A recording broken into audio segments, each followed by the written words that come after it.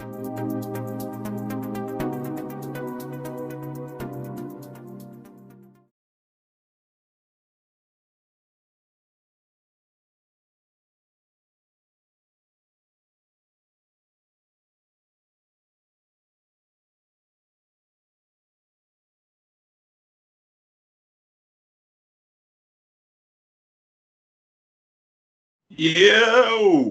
what's up, everybody? Welcome to Sneakers Live. Thank you for joining us. Today is Friday, January 22nd. I'm your host, Lucian Dixon. I really appreciate you guys being here, coming to you live and direct from Brooklyn, New York. Beautiful day out here. Hope you guys are having a good day as well. Been a great week. Today we have a guest, and I think you guys all know him already. But if you don't, I'll introduce him and let him tell you a bit about himself. Mr. Jason Petrie, how are you out there? Lucian, what's up, man? How's it going? Great to see you. Great to be here. Thank you. What's up, Sneakers Live, Sneakers community, man? I've been excited about this all day. Talk about some LeBron kicks, man. I'm always down for the job. Well, I mean, as far as LeBron kicks go, I'd say there's probably no one who can speak to some of these picks, some of the inspirations behind them better than you. And that's kind of why we have you here, to be honest. But outside of big things that took place in sneakers this week, there was also the conclusion of the slightly contested, very hot topic among the sneaker community, the LeBron vote back, the PE vote back. So the voting for that ended, I want to say, 2 days ago. Winner has been crowned.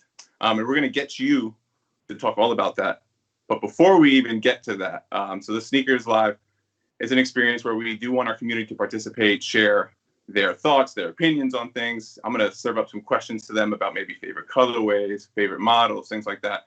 And we'll also test your knowledge a little bit, maybe see who was there, who wasn't there.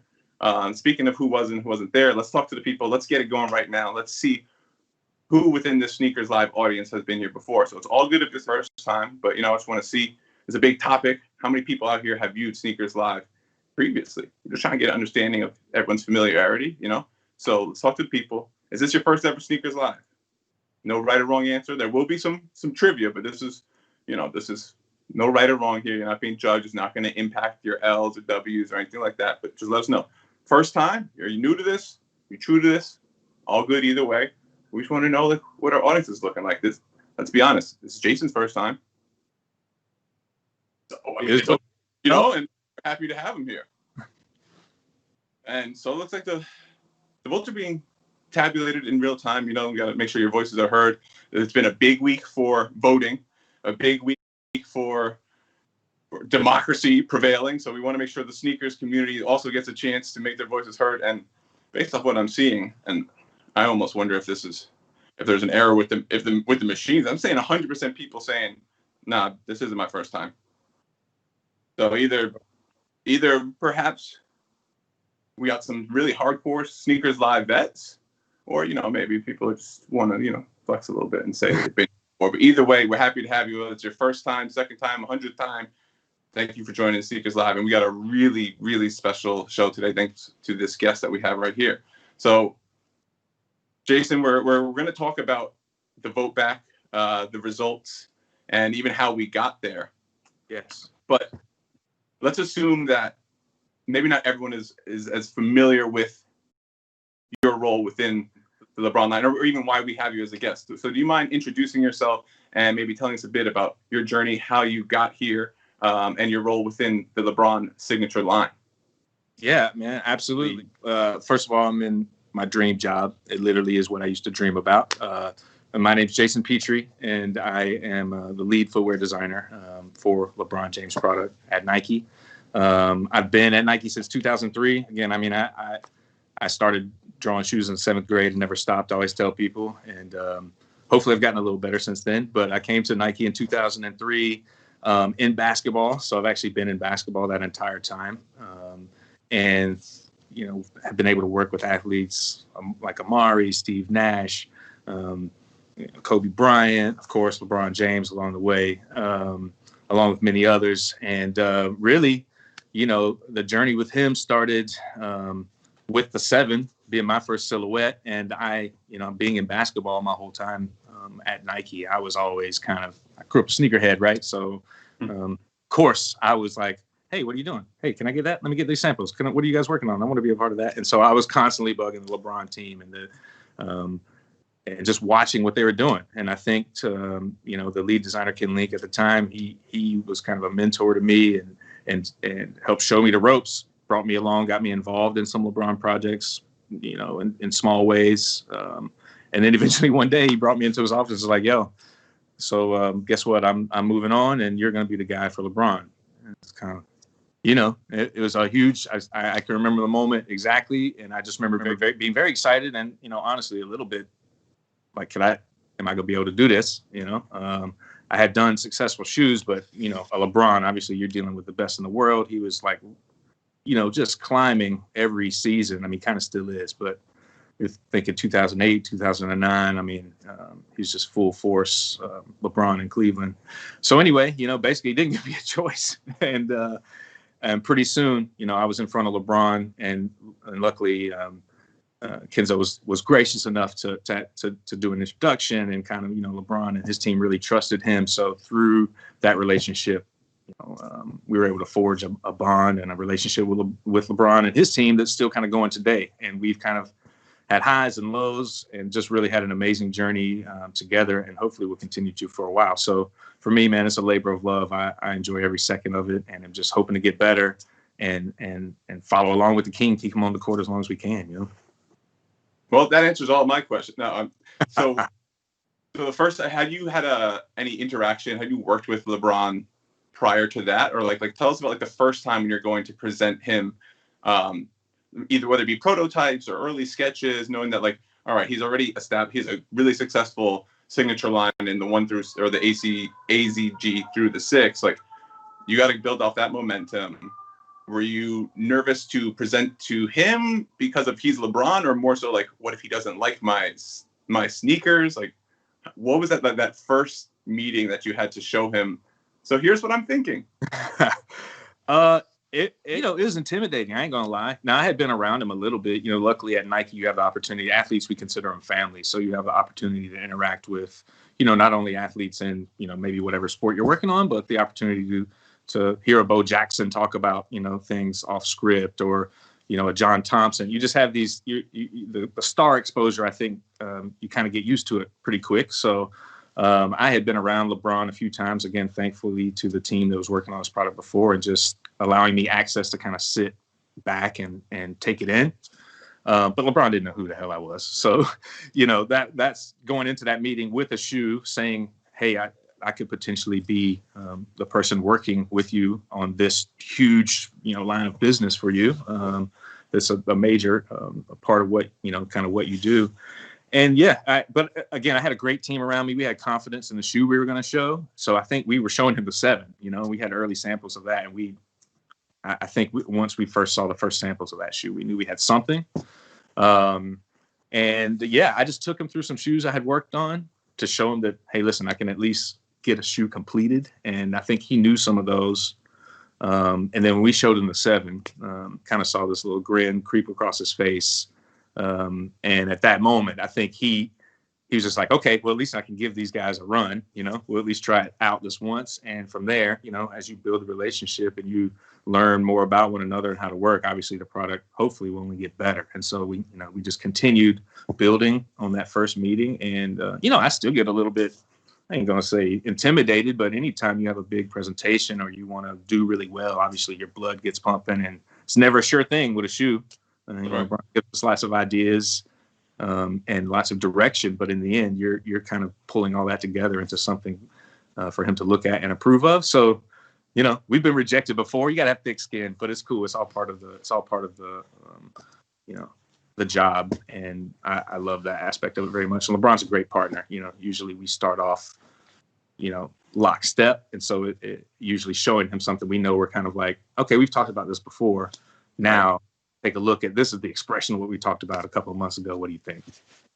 So I think one of you started with the 7, which I don't want to speak for all of the sneakerhead community, but I will say that I think that this is probably one of the most widely adopted silhouettes, right? So the first 6 were were popular, but maybe didn't crack into the mainstream for people who weren't interested in maybe basketball performance. There were some dope colorways. There were some really great PEs, which we'll get to.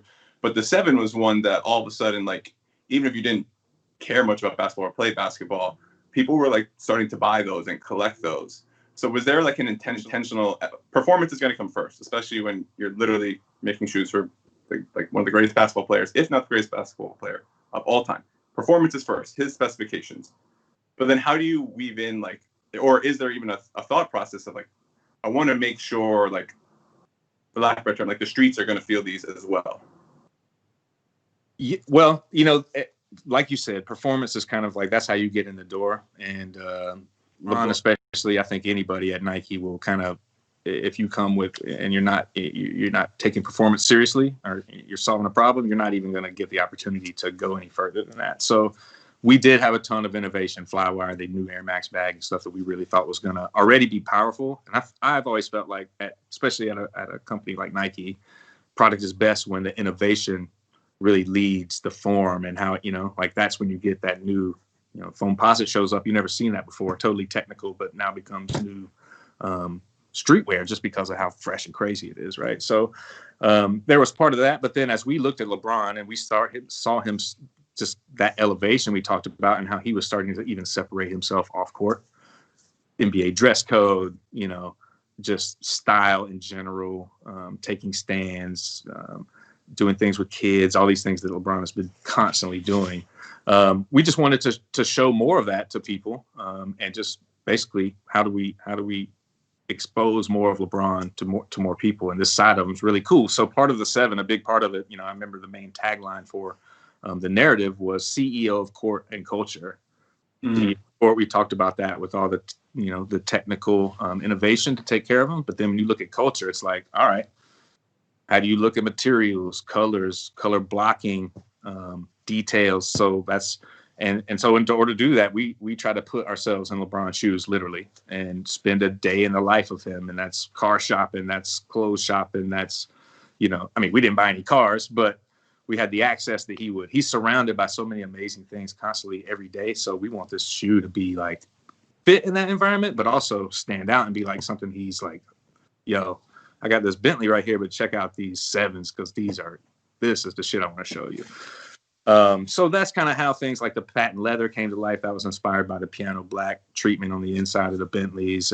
But we also know there's a tie to culture with that, obviously with Jordans, and you know, like it felt like it was just right at the time. Patent leather was still being used kind of widely. We were doing a lot of PEs for players through House of Hoops and stuff like that, and all patent. And so it was still viable. But actually the 7 started with a patent that changed colors. It patinaed over time. It was like a red under black that was like almost this mahogany type look. That was very rich and elevated. It's just, it didn't have enough durability. So we ended up going with kind of standard stuff. So even that was like rooted in elevating it to this crazy new place, not just use the standard material. So yeah, it was a focused effort. But you never know, you know, like we talk to kids and we talk to LeBron, but hey, the culture is going to tell you and accept it. So when it was, you know, taken in as it was, man, I mean, it just felt great to be adopted, but ultimately it came back to that first room we showed LeBron, and he had that smile creeping across his face. When that happens, now through having done that, I don't know, 20 times or however many times it is, every time a smile is translated to a shoe, it goes crazy. Every time. So he knows as well as anybody else. And so it just becomes like a matter of working off that. And the 7 was just the start. And I think, again, hitting that formula helped set us up for how we treated everything in the past. And we built on the foundation that had come before us too. You know, the 6 was kind of leaning into that lifestyle look, kind of had that Air Force One notion that was done purposely so you could wear it with jeans, right? So the 7 is an extension of that thought, maybe just pointed a little bit more sharply, culturally, you know, kind of in a new direction. For sure. I think a big part of the appeal of the 7 and why we're here today is the PEs and like the incredible colorways that come from it. So we're going to dive into that pretty extensively today. Sure. So if that's what you wanted to see, you're in the right spot. But I think before we go any further, it's you know, it's appropriate to make sure we're all on the same page and we know what our terms are. So I'm going to send it to the people one more time, give them another chance to make their voices heard. But this one, there is a little bit of a right and wrong here. So the question here is, what does the term PE short for? So what is PE an abbreviation of? So is it A, player edition, B, player exclusive, C, physical education? Who knows? But yeah, so what is PE short for? Because we're going to be talking about PEs a lot. And again, we're getting pretty nuanced here. Player edition, player exclusive.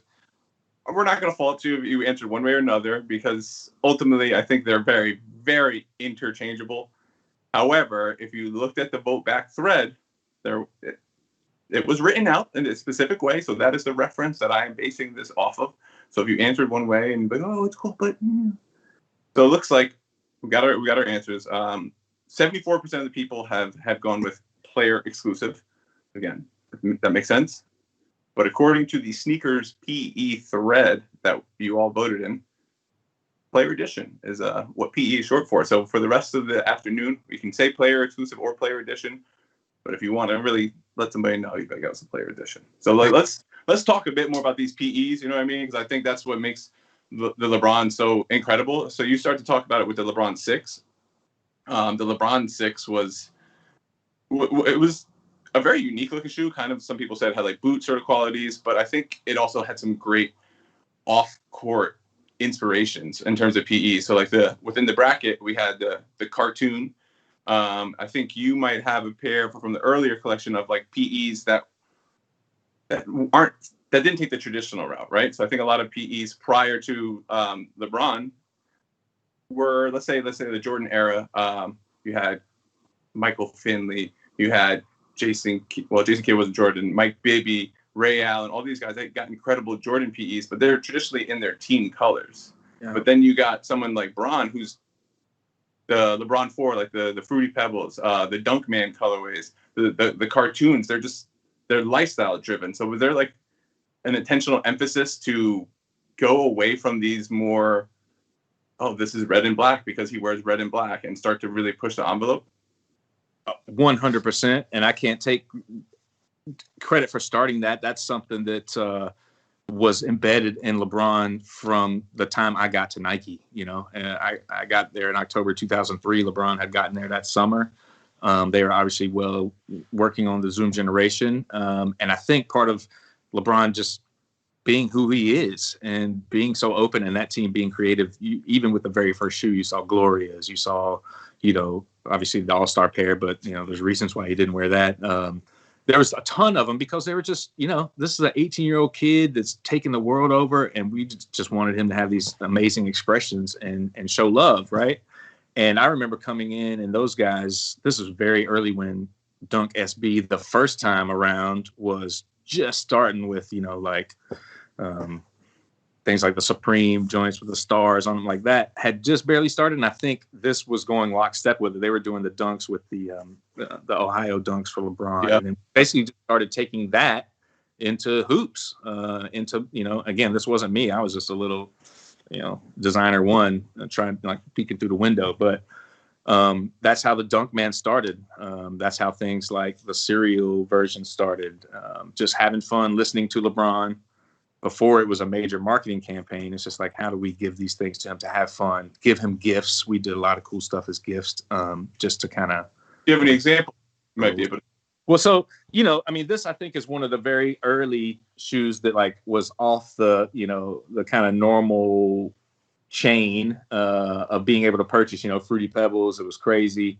Something that LeBron wore, and I remember like just like eBay prices and how crazy this shoe. I mean, the 4 alone is a masterpiece, right? But you throw this kind of fun element on such a techie shoe, and I think that's a lot of the sauce that LeBron, you know, has kind of always been known for doing. Sorry, I'm trying to look for another example around here.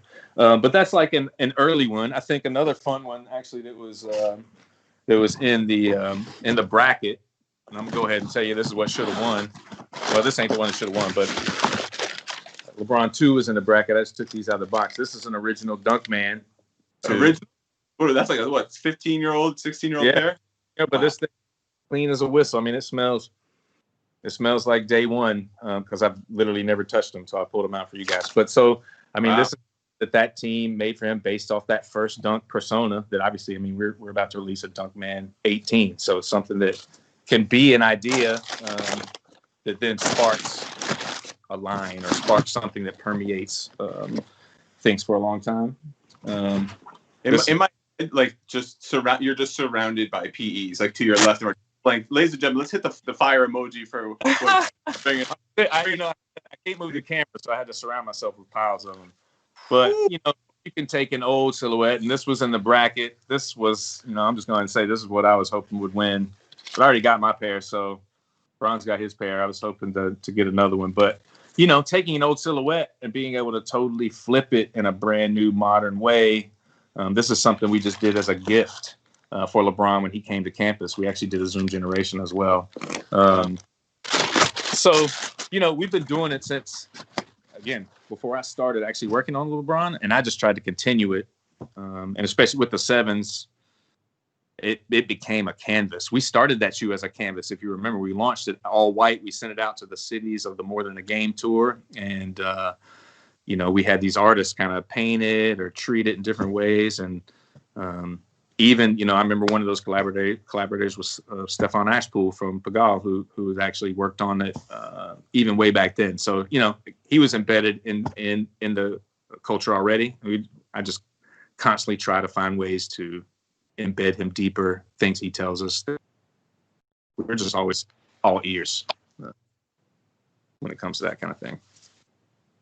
Like, what is LeBron's like level of involvement in the creation of the piece? Is this something similar to like when you're creating, like, let's say a new model? Are you come to him like, hey, this is what this shoe looks like. Here are the inline colorways. Here's your all-star. Here's like 3 or 4 different home and away versions. But here's what we're thinking for so-and-so. Or is he coming to you like, let's say like the Fruity Pebbles one, like, yo, this is my favorite cereal. Like, how can we incorporate this into my next shoe? Like, what is that sort of PE development relationship like? It's both of those things. We certainly start with the inline. You know, we do so many things. You kind of have to, you want to break it up a little bit, but you start with the inline, which is always a major story and narrative, you know, and usually as part of that, we'll show a couple of special editions, or like, here's going to be like, you know, the big moment shoe, or this is going to be our surprise drop kind of thing. But then obviously you have the PE lineup, which basically everything he's going to wear on court, which is something we look at. We have an entire team dedicated to that we build out with LeBron, with sports marketing. We show it to him, and, you know, look at the uniforms they're going to wear throughout the season, and, you know, just decide kind of how those are going to roll. And then if moments pop in, you know, we'll layer that in. LeBron, often has suggestions for sure. Like, hey, this season, I know we're going to do this, this, and this. I mean, last year, he sent me a text with like, I don't know, 10 ways he wanted the shoe colored up, you know? So you're getting that level of involvement, just kind of as he's thinking through moments that he would like to create on court. So we do it both ways. But I do like to try to surprise him a little bit too, you know, whether it's at that meeting at the end of the year, or, you know, a moment like when he passed MJ, you know, showing up with a shoe that he had never seen before and a treatment that was totally different, that celebrated the moment, that may be a little unexpected. It's cool to be able to kind of pull a couple of surprises every now and then on him like that.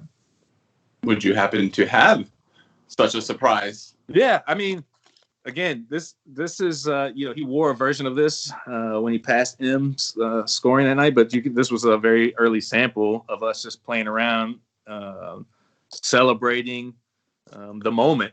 And, you know, obviously doing it in a Lakers color because of the Kobe tie. But, you know, you talk about a kid in a candy store, and that's literally me when it comes to projects like this. Here's a little something nobody's ever seen either. I'll just throw it out here, a little something more modern. Wow.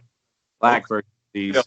Again, he didn't know these were coming, but when we did LeBron Watch, we did a bunch that people have never seen before. So we just kind of, you know, you open up the vaults a little bit sometimes. Sometimes you tell a story like the LeBron 13, the Halloween version. That was from him. Like, I love Halloween, I love horror movies. Why don't you guys do something with that? And that's how we ended up doing the whole thing with the blood splatter and everything on the midsole for that shoe to help celebrate it. So, you know, they can become PEs or real stories too. It's always from the voice of the athlete, man. When Phil Knight said that, it's on the back of the 4 for a reason. That's something LeBron drives what we do for sure. Because he'll be like, nah, fuck y'all, I'm not wearing that if you do that. So already we've gotten, I think, 2 to 3, if we've been, for those at home, we've gotten 2 pairs from the vote back bracket. I think 2 pairs that no one has ever seen.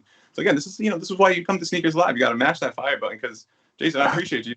You're bringing the heat on a cold January day. So thank you. Man, no problem. It was fun to go to the vault and dig some of these things out that I hadn't seen. As I was telling you before, I was like, man, I got to break out some of these. I like to wear a lot of this stuff. So some of these have been on ice for too long. So I think I need to put them in a rotation. So I have a question I've kind of always have wondered. And I'm not sure if this is something that you are directly involved in, but it sounds like you, at the very least, you might be able to shed some insight on it. So we know that LeBron's involved and your team is involved in the creation of his PEs for his season. But then we also see like incredible PEs for college programs or other athletes, like Diana Taurasi has iconic LeBron PEs. Like, is that something that falls under your jurisdiction as well? Or like, how did the Oregon PE collection alone is iconic. We got Kentucky, Ohio State. Like, there's so many. Like, how did those come to life as well? It's I mentioned earlier we have that entire PE team, and they work across everybody because all of our players have this kind of same kind of thing going on. Kyrie does crazy stuff. LeBron is obviously the king, so he kind of leads that effort in a lot of regards. But sometimes I try to see as much as I can, and but that team is dope, and they're empowered to kind of do their thing. And as long, like, LeBron certainly will say, hey, we need to make sure that the zips are taken care of this year, or whatever it is, and that can lead to some of it. Of course, we always take care of the SVSMs and the CTKs, as we should. Sometimes there's an effort on that, like, hey, their ladies team's gonna be dope this year. We got to make sure that they got like something special or whatever, So yeah, we listen to that. Our PE team does a lot of that too. And then sometimes, myself or one of our color designers or somebody, PLM on the LeBron line will have an idea that's outside of all that, like, equality 15, something that was totally not planned, totally just born from what LeBron had been doing. And that our PLM at the time, Tim Day, just insisted on doing. We have to do this. Let's find room for it, and make it happen. So we'll fit it in that way too. But the college stuff, sometimes, I'll be honest with you, sometimes it shows up and I've never even seen it before. And you're just like, whoa, that's fire. How do I get a pair of those too? So just, there's so many, it's really hard to keep up. I trust that team implicitly to take it, make it fire. And they work with LeBron and his team to make sure that they're following all the lines that he's looking for. So I have one PE that I want to spend some time talking about. It was in the bracket. I have like very fond memories of it when it came out, and that is the LeBron 7, the Hardwood Classic. This was one that's just like, man, just really just like, I think it's just a great utilization of the silhouette, which is obviously the 7. So was it originally a sort of mismatched pair? Because we saw that with the LeBron 7, like the Lakers, the media day one, where it's mismatched. Or was that something where like you made both versions and LeBron was like, no, this is a pair, like, and he sort of matched them up together? This is one of those instances where we talk about looking at the uniforms and stuff over the course of the year. We saw that they were going to wear those Mark Price kind of era jerseys. And so, our team went to work and I got a little lion head on this pair. There we go. Of it, obviously, but we went and made we made a pair of the blue, pair of the orange, and just sent it to him for that night. He had it in his arsenal, but I wasn't there when he opened the box. But the story from sports marketing was he couldn't decide. He saw both of them, and it was just kind of one of those great LeBron moments where he's just like, I'm just going to put them together and go out there and rock them. And so I believe he rocked them a couple times where it was the pair matched, both orange or both blue, but then also mismatched a couple of times. And that's just him being creative and, just like wanting to flex out there. So never intended it. When he did it that night, we were like, oh, snap, that's crazy. So we loved it as much as the fans did. So I got to ask this. LeBron's obviously incredibly calculated, right? He's just very methodical. Like there's no mistakes with what he does. Everything's quite intentional. And that summer or that season before he makes the decision, he's going to South Beach. A lot of rumors swirling around. LeBron's coming to New York. LeBron's going to be at Nick. And then he wears these, let's arguably very Knicks. Come on now, that's very Knicks colored shoes. Do you think that? And I remember between myself and all our friends, we were like, "Oh, like this is a sign. Like he's talking to us through his sneakers, bro. Like he's letting us know, like I'm coming to New York. Like don't worry, but I'm." Do you think were we delusional? Was he ever like? Were we reading too deeply into it, or was he sending us a message through his shoes, or were they really Cavs uniform throwbacks? That's a great question for him, because knowing LeBron, he could have been just to have fun, and he might not have known. We made him as Cavs, at least with the 7 for sure. The 8, they were Cavs New York, because we made that collection of we made them in Bulls colors, which also happened to be like Portland colors and a couple other, that black, red, Dallas colors, obviously that Knicks color, just to cover our bases, which would have eventually been what became out as the black red that launched. That could have potentially been this, instead of white navy, it could have been this if he went to New York, so we were just getting prep for that. So anything after that, I think there's a little bit of, there's a little bit of truth to what you're saying, because it was the same colors and I didn't know where he was going. So New York and Chicago were kind of my two. That's who I thought had the most chance to get him. I had no idea. Miami. I think we can count that as a Knicks win, to be honest. I mean, like we could hang on the rafters, like LeBron considered coming to the Knicks and sneakers were made for his uniform. Like that's good enough for us. We'll take it. So thank you. Well, again, you'd have to ask LeBron if he actually considered. No. We'll take it as is. This is good enough. We'll take it. Fair enough. Victory. There was another pair that came out in the same period, which also sort of fueled it, and I happen to have them right here. And maybe you could tell me a little bit about this. So it's my turn to show off some joints. These are the LeBron 7, the Yankees. You got something. So 2009, the Yankees win the World Series. They're 27th, and this pair gets made.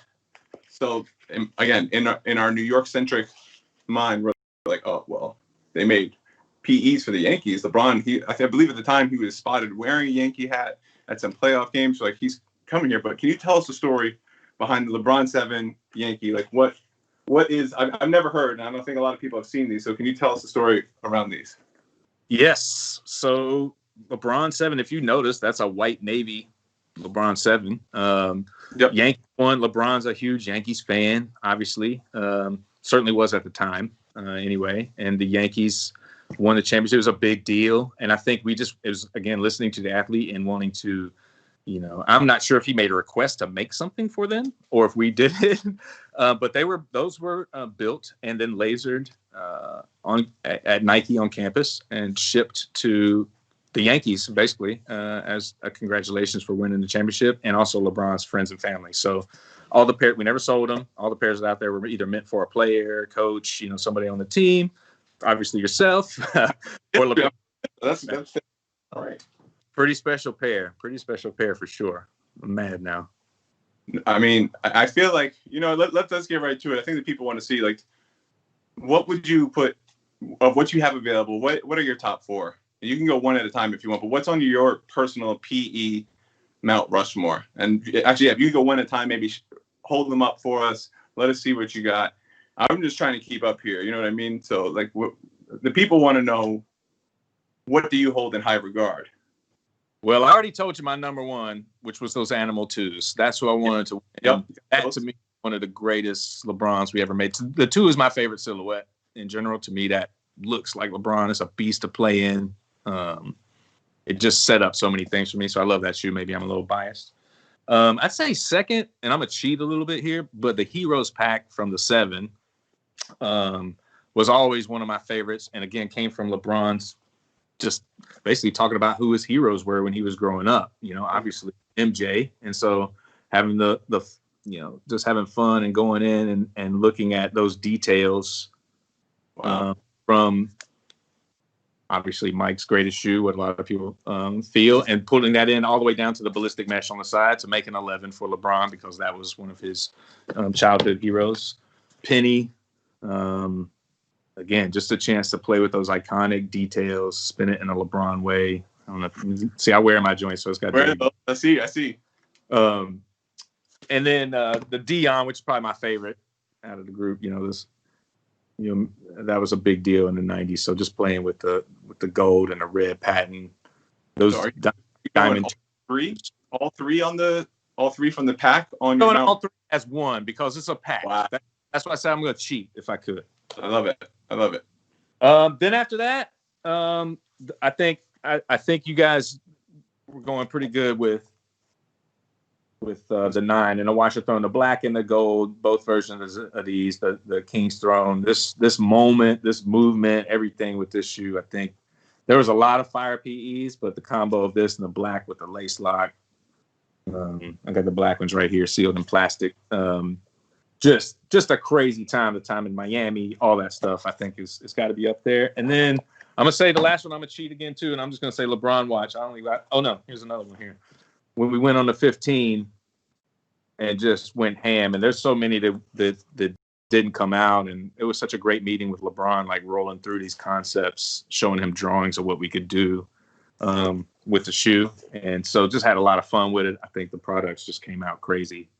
Those LeBron watches, the ones that came out were already incredible, but just like you're showing some of these, like there's the nods and like the references are so obvious. It's just such a cool way to take inspiration from iconic silhouettes and then just reinvent them on this new platform. And you would think that when you look at it like that, the battle knit maybe couldn't handle all these different types of variations, but then it turned out like that's arguably one of the more creative executions from his entire signature line. So that stuff I think was a lot of people were just like, wow, they just made a Moab team. Like that's sick.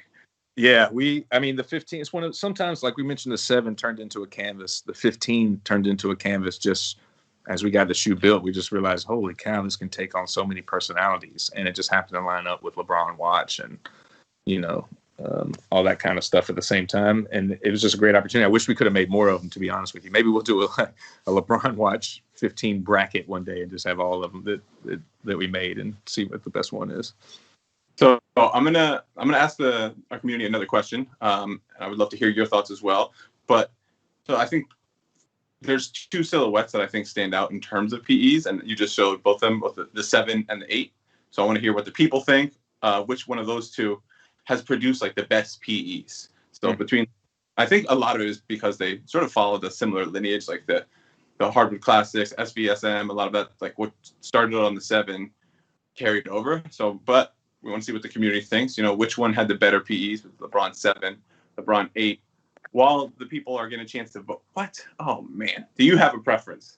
See, that's right there on that New York Cleveland line at that time of the 8, You can't tell me that's not a Knicks colorway. Sure. Why not? Could have been. Those are great. Yeah, I think that for me, the 7 was such a crazy, it's just such a unique silhouette. And I feel like there's a lot of stuff we didn't do. The 8, same way. The 8, there's 3 different shoes. If you remember the V1, the V2, and 3. So we had to hustle through a few of those, and I wish we would have had some more time to play around. So I remember the team, like the SBSM, those hardwood classic suede 8s. Oh my gosh, those things were so sick. Even this one, this is a Dunkman version with the gray suede. I just, I feel like there was just more to express in this shoe than the 7. It took the 7 and dialed it up. You still had the airbag, but then you had even more detail. It's a little higher, And then we get into the lows even. The lows, yeah. The lows like this. I wore these, I think, just earlier today. It was like this. Then it becomes more of a sort of casual, sort of lifestyle shoe. Obviously, performance first, like LeBron was playing in these, but like the low top 8s are like just a whole. Now you have like a whole new silhouette that you're playing with, and the color really crazy on it. They blew up on the 8 low, like the 7 low. We only did. I think we released 2 colors of it because it came kind of late. We were doing almost like $100 like kind of takedown lows at the time, and it was one of those meetings that did not go well with LeBron. He's like, man, y'all gotta.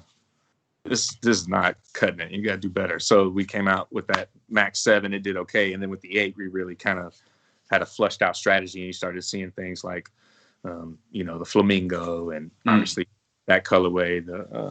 I don't know if anybody's even ever seen this. This is a flamingo mid, where we were originally going to run it on the mid, but the low just kind of won out in the end. It just shows you crazy stuff along the way. You don't get it right on the first time, even the sprint's kind of dull. It just shows you kind of some of the evolution. But yeah, that low became a huge deal for us. I love those 8 lows. They're so comfortable. I hope we see them again someday. I mean, from your words to sneakers live here, I'm sure we'll get a chance.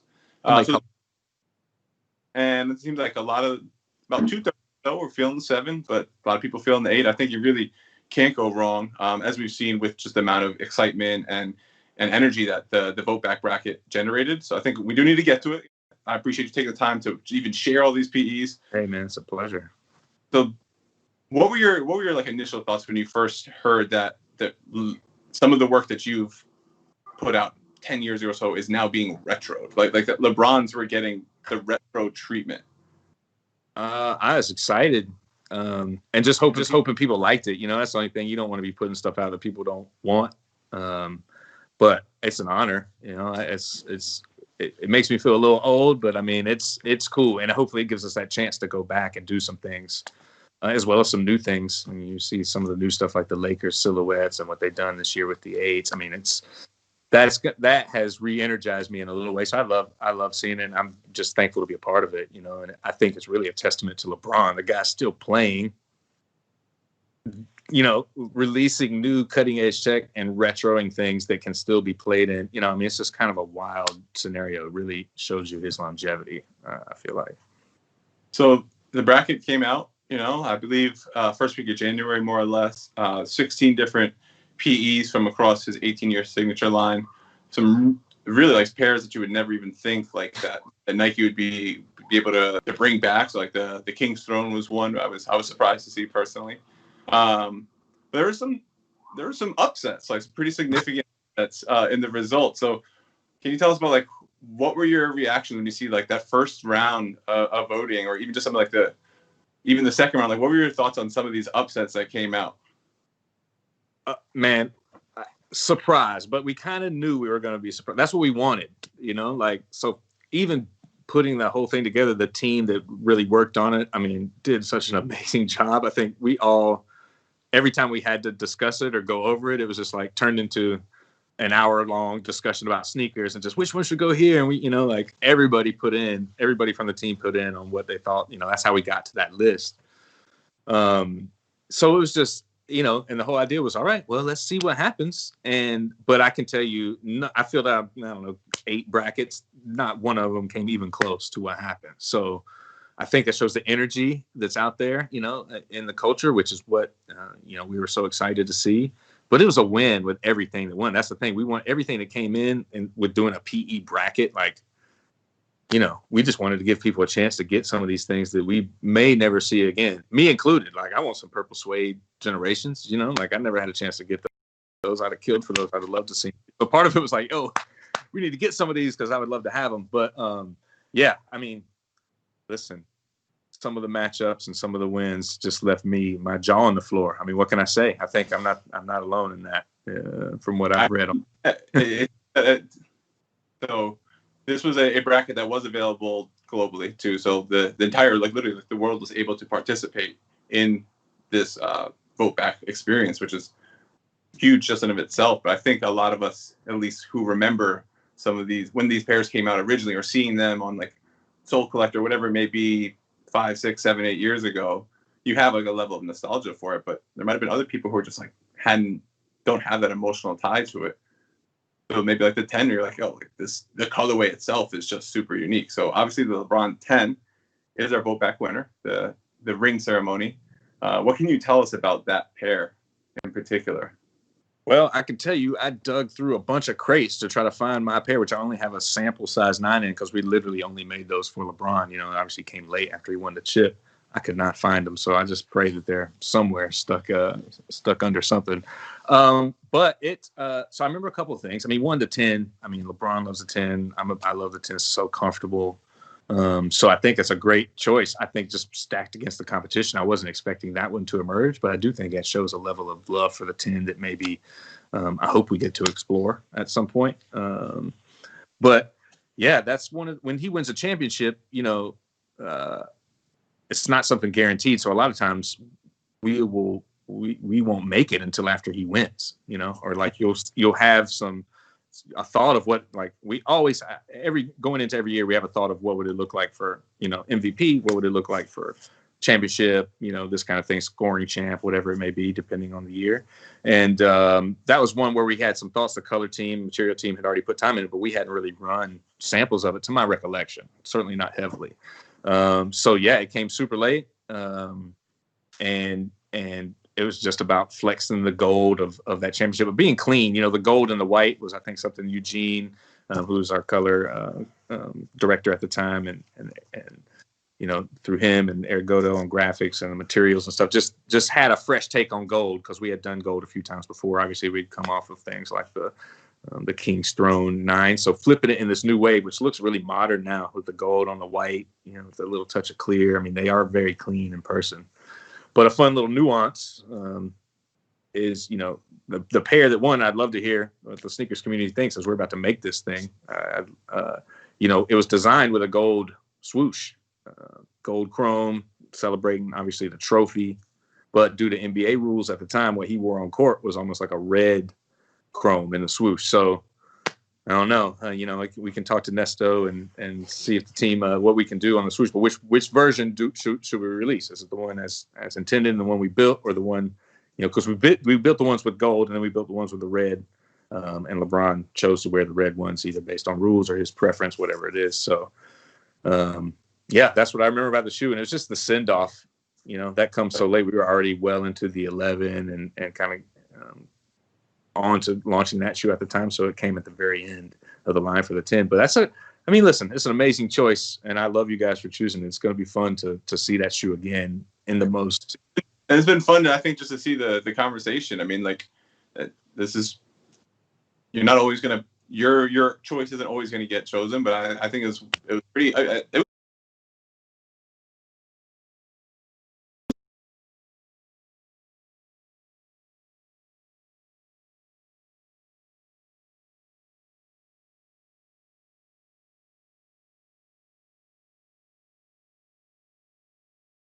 fun.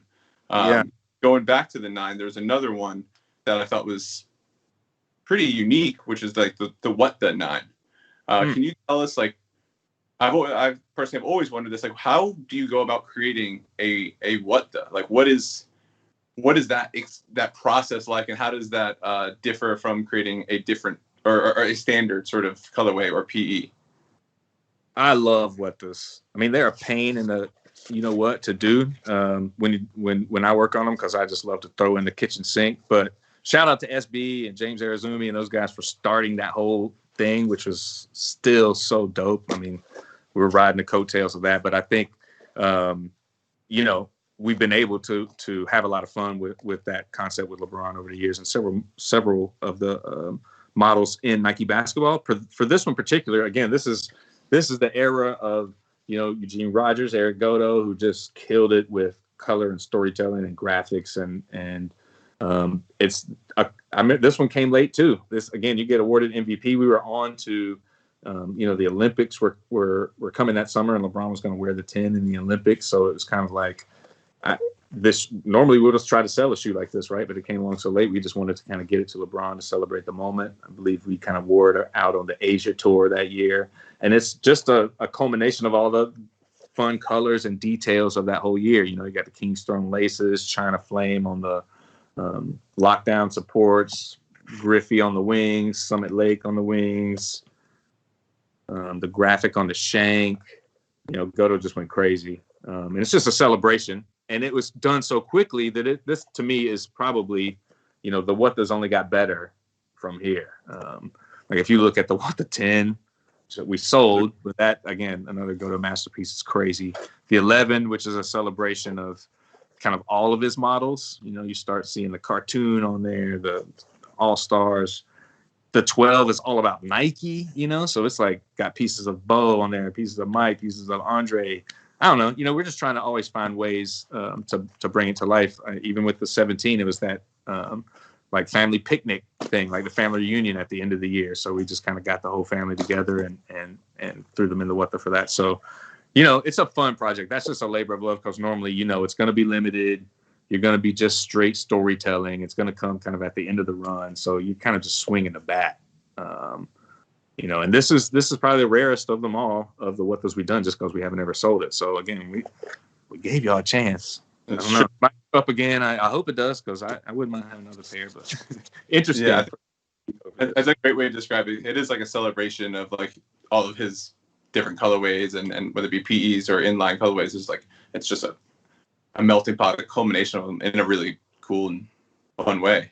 Yeah. So go to the community. I'm going to ask them another question. We'll skip ahead because I know that it's Friday. They might have stuff to do. I personally could do this all day, but just so we'll skip.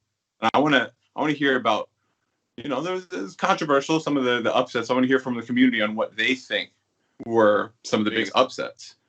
So, which early round elimination surprised you the most? So was it the LeBron 6, the cartoon, or the LeBron 7, that hardwood classic, that pair that just brought? So the 6, I saw a lot of people vying for the 6 who were just like, are you kidding me? Like, they're giving us a LeBron 6 cartoon. Like, how are you not voting for this? But then, like, for me personally, like, I had the hardwood. In my head, it's a Knicks. Like, I was voting for that one all the way. I have a huge affinity for the 7, but I think those were that and the purple suede AZGs that you mentioned. I think those were two of the biggest like surprises for a lot of people. So let's see which one the people think or which threw them off the most. It looks like that LeBron 6 with that cartoon, that one getting eliminated, seems to have hurt a lot of hearts there. Which, well, this is good. This is good pain because now, one day if hopefully we can get around to bringing that 6 around again, we'll remember that love for the cartoon. That just means we're going to have to find a way to make that happen again. Like, I don't want to let anybody down. I know LeBron doesn't. So, stick with us. Maybe there'll be another chance. This is, I don't want anybody to get too disenfranchised over any of these things. It's all in fun. We're just trying to bring energy and trying to bring something that normally we wouldn't be able to get a chance at. So it should be very fickle. So I understand. When them hard classics got cut, I couldn't. I was always like, what? This can't be life, But hey, gotta listen to the people. So you showed some really incredible PEs from the LeBron watch collection from, I want to say, 2-3 years ago now. I got some exciting news that I'm happy to break right here on Sneakers Live, and that is the LeBron watch is back, and it's back for the rest of the year, and it's going to be a monthly series starting tomorrow, 123. Every month on the 23rd day of the month, there'll be a new LeBron watch pair dropping. Can't tell you what it is. Can't tell you what the next one is, but there are LeBron watches coming for the rest of this calendar year, starting tomorrow, 123. And that's just, again, you heard that here first. You'll get a chance to buy them on Sneakers tomorrow. But I'm just letting you know right now, LeBron watch is back officially.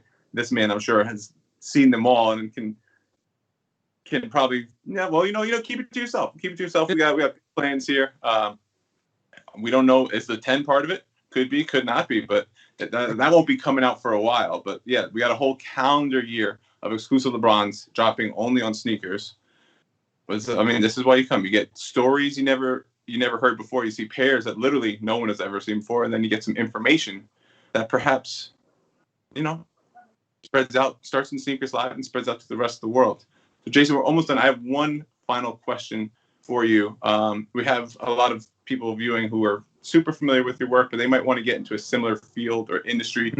Could you give any sort of just guidance or like advice for how someone could pursue a career that like you said, it's a dream career. You love what you do.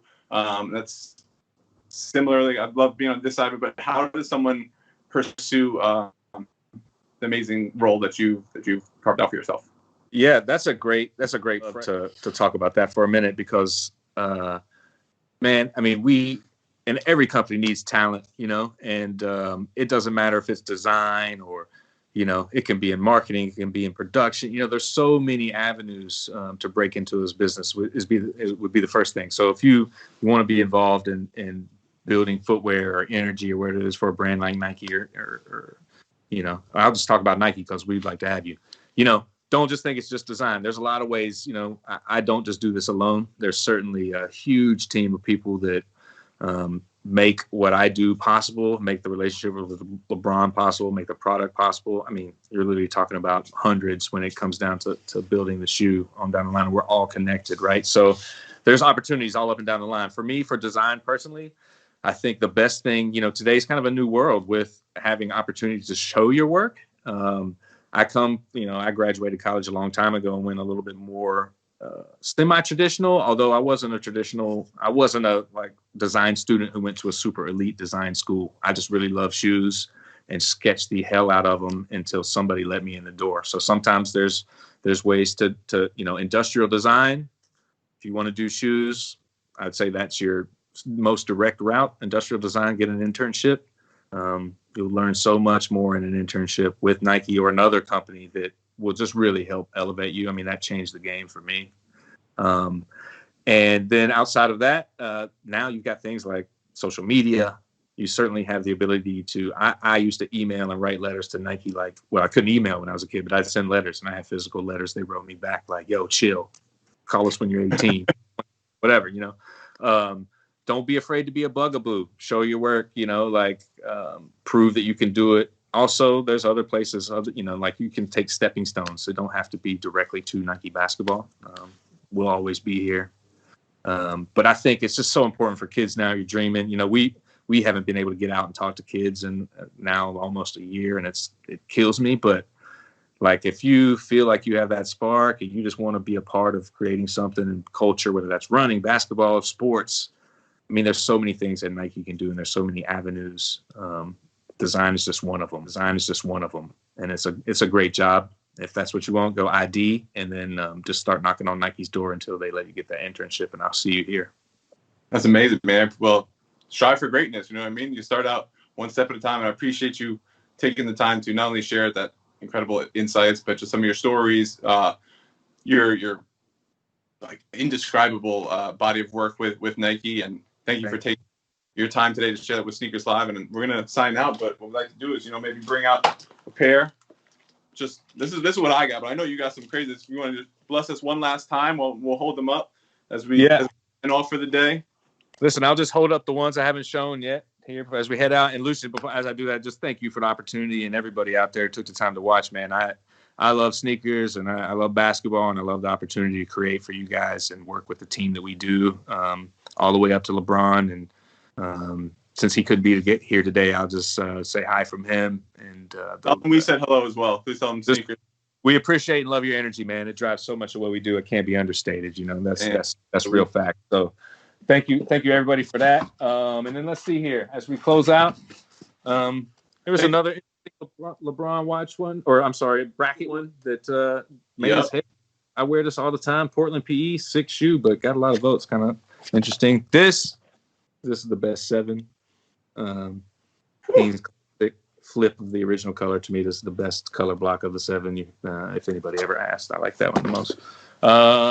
Miami Heat MVP color of that same 9 that we were just talking about. Again, doing 2 colors of that one, which was kind of fun. Going over here. I don't know if anybody's ever seen this before. I hope Brian don't get too mad at me showing y'all this, but this is what? Wait, what? This is the proposal 9 that we made for him when he proposed to his beautiful wife Savannah. So this is based on the outfit that he was wearing that night. He had on some Jordan 3s, some kind of plaid pants. So you'll see the kind of plaid details in there, and just a simple way. There's some inside kind of celebrating the moment, but again, just something from us to him to let him know that, hey, we were out there, and a little congratulations. I think this is another random favorite of mine. 16, we did the LeBron watch too, and I'm sorry, I'm going over. No, we did that trainer, but the Air Trainer in that gray-white colorway. Again, you got to be an old head to remember the Trainer 3 in the gray-white. That's my Trainer 3 SC is my personal favorite shoe ever. So this is just, again, we did multiple colors other than the ones we just released. So, just more fun stuff, I guess. The last thing I could bring out, if y'all want to see it, I know y'all have seen that before. Seen it before.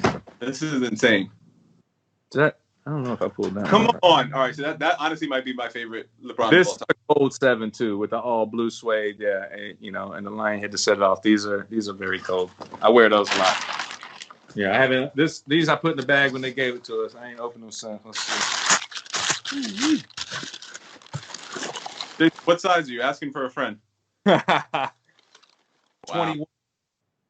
Too big for anybody to wear. So, these right here, classics. When you put them, you throw these two together. I mean, that's just, again, I think of the time and how much fun we was having creating the stuff with the team. Just a great time to be alive. Obviously, crazy classic Cleveland times. And we released some high school stuff. Anybody even remember these? I didn't even remember these. Crisis 7s. Yeah. 8 on the side, super clean. I mean, again, LeBron's got a long way to go. Hopefully his story continues and we can bring as many of these things as we can that people want. Keep talking to us. Hit me up on social media. I'm always open for feedback. Like I said, I got a thick skin, so I'm just here for you guys. So thank you again for the opportunity, everybody. Well, thank you again, and you have a very enviable task of cleaning up this pile of heat that's surrounding you right now. And I appreciate it, and thanks, man. Have a great weekend. Thank you, everyone, to tuning in, and appreciate you for voting in that vote back and keeping out for the LeBron Watch tomorrow, 1:23. Yes, sir. Take it easy. Thank you.